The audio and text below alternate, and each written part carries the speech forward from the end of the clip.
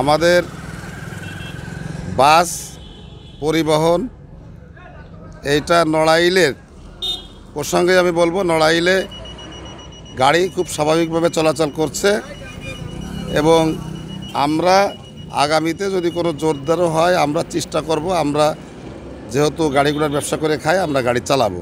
আমাদের গাড়ি কখনো বিগত দিনও বন্ধ রাখি নাই, এখনও বন্ধ রাখার কোনো অবকাশই নাই, আমরা গাড়ি বন্ধ রাখবো না। একটু প্যাসেঞ্জার কম হচ্ছে, প্যাসেঞ্জারটা একটু কম হচ্ছে, যার কারণে দেখা গেল আমাদের গাড়ি আধা ঘন্টা অন্তর যেত, কিন্তু সেইখানে গাড়ি যাচ্ছে আপনার 40 মিনিট।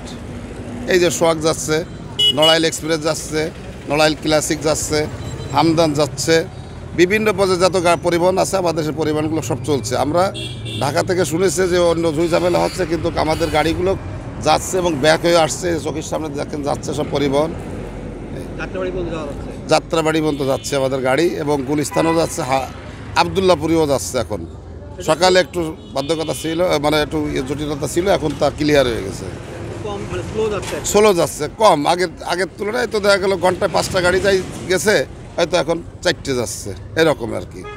এবং আমরা আগামীতেও যদি কোনো লকডাউন কিংবা হরতাল আসে, ও হরতাল এখন আর সাধারণ মানুষ মানে না, আর আমরা তো গাড়ি ঘোড়ার জগতের লোক, আমরা তো মানেই না, কারণ বিগত দিনে দেখাইছে আমরা এইভাবে গাড়ি চালাবো ইনশাআল্লাহ।